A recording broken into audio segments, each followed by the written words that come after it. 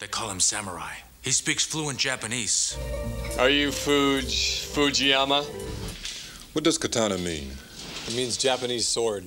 I love fun bad movies. Films that may not be the creme de la creme of the art form by Roger Ebert's Ghost, but have enough bits that make them a great time regardless. That could be watching with a group of friends to bask in the absurdity of plot details, or clips on the internet paired with a cheeky YouTube comment to make me cry laughing. And I'm not going to say I enjoyed them in a so bad it's good kind of way, because at the end of the day, I had fun. Whether in the ways they intended or not, it was a great time. I'm also a sucker for over-the-top action flicks, especially a good 80s take on the matter. The confidence and bravado in their runtimes are quite the spectacle. Arnold's got 11 hours to save his daughter from a group of terrorists. Awesome. Sounds great. Immortal dudes have to fight until there can only be one with a soundtrack from Queen. Oh hell yeah, let's rock. Stallone versus the world. Nice. Hey, how about Aliens, but more of an action movie rather than horror? Bitch it. Modern action movies are awesome too, but that macho, over-the-top aesthetic of the 80s is something that can be pretty fun. And with that in mind, I've decided to take a look back at Far Cry Blood Dragon. Standalone expansion for Far Cry 3 that was the most fun I had with that game, infusing the great parts of that title with an 80s future aesthetic and some rock-solid pacing that has me considering it my favorite entry in the series. But why do I think a short expansion is better than all the other games? I'm going to try my best to explain why. Now break out your freshest retro drip and let's look back on Far Cry 3 Blood Dragon. Mark 4 style, motherfucker!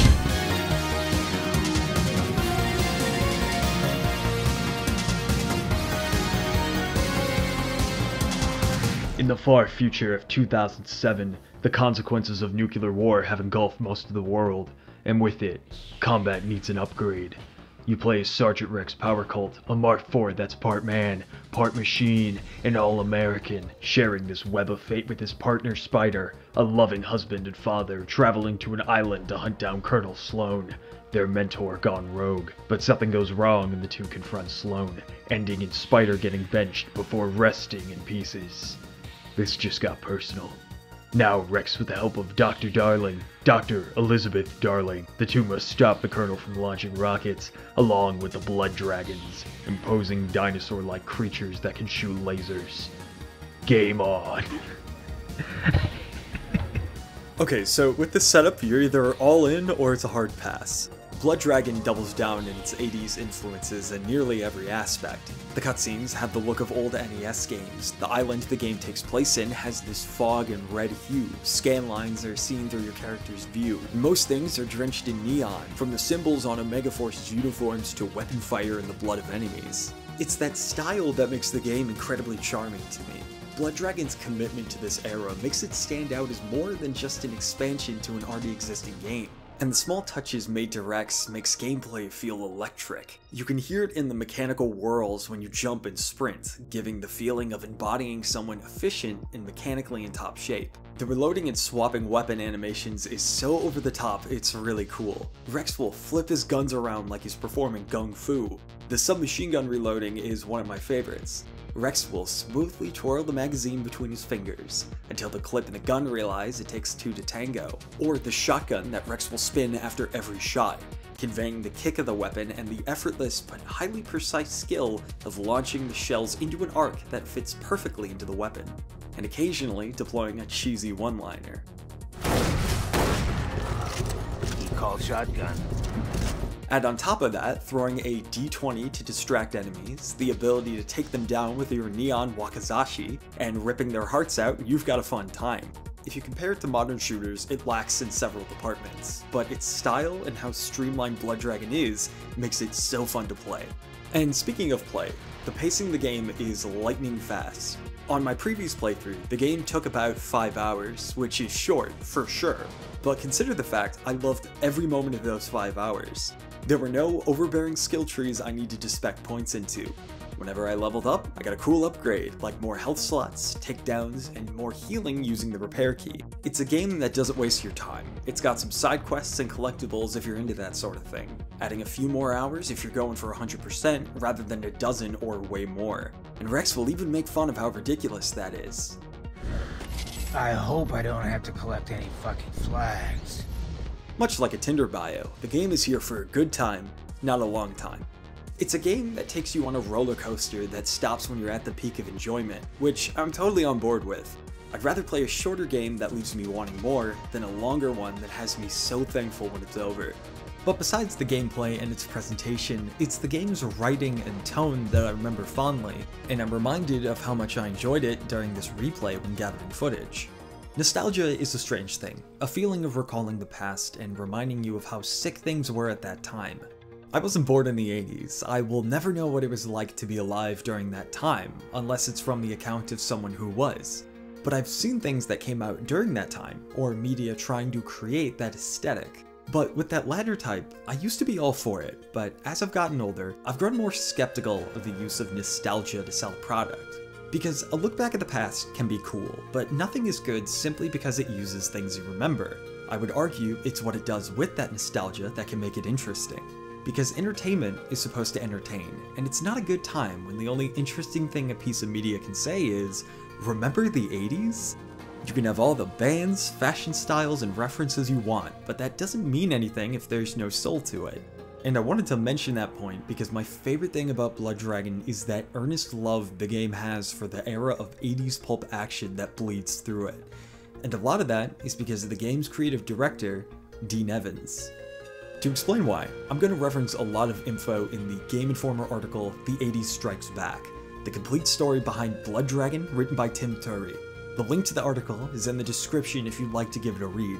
There are some pretty wacky bits I left out for brevity. Dean Evans is the linchpin that made Blood Dragon what it is. Game development, especially in a large company like Ubisoft, is a team project. But it was Evans' strong vision that heavily contributed to how it turned out.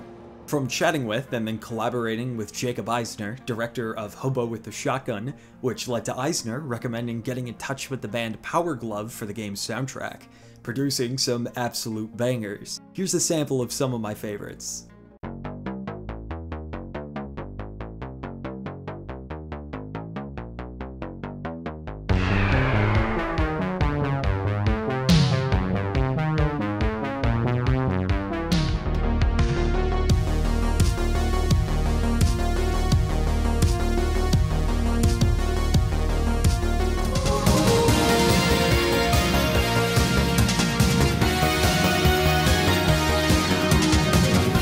And even getting Michael Biehn, the actor from Aliens and Terminator, as the voice talent for Sergeant Rex.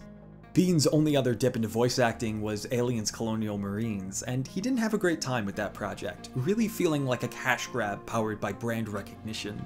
Which was the complete opposite with Blood Dragon. Dean Evans' passion for the material is what had Biehn excited to work on the project. Evans and Eisner would even text each other trying to think of goofy one-liners Biehn could say for the game.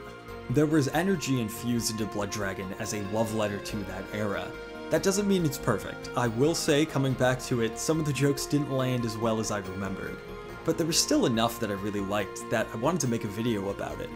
Blood Dragon would not be the same without Dean Evans. The genuine excitement he had for it can be felt in the interviews with collaborators, in development where they would do cyborg nights, watching 80s classics to get a feel of what they were going for, even when you're playing the game, especially that final act that I don't want to spoil here, but if you've played it, you know exactly what I'm talking about. The absurdity is taken to an 11, and instead of feeling out of place, it feels like the natural conclusion to the experience. One of my favorite descriptions of the game is from the YouTuber Noah Caldwell-Gervais in his Far Cry series Retrospective. Here's the quote. Blood Dragon's perspective is to let you have stupid fun, say something to make it even stupider, and then offer you a high five. And he nails it in that quote. That's exactly what Blood Dragon does. It's a game where the developers know how ridiculous it is, but the characters take it seriously, with some incredible vocal performances that make it even funnier. But more than just cracking jokes, riffing on the past, or practices in the industry, what I really love about Blood Dragon is simply that it's fun. I really enjoy story-rich games, the occasional slow burn, or games with a more realistic tone, but equally love playing stuff that's goofy and silly and just so over the top I can't help but love it. I first played Blood Dragon in my early teens, and I think it helped shape my enjoyment for the absurd. I know it wasn't perfect, nothing ever is, but it also solidified my appreciation for that cheesy 80s era of action, that macho bravado with an outstanding level of confidence. Playing Blood Dragon again is like locking hands like Arnold and Carl do in Predator. You both know it's really dumb and so over the top, but in realizing that, you double down and flex your bicep. Because that combination of stupidity and sincerity makes you feel alive. Long live Far Cry 3 Blood Dragon.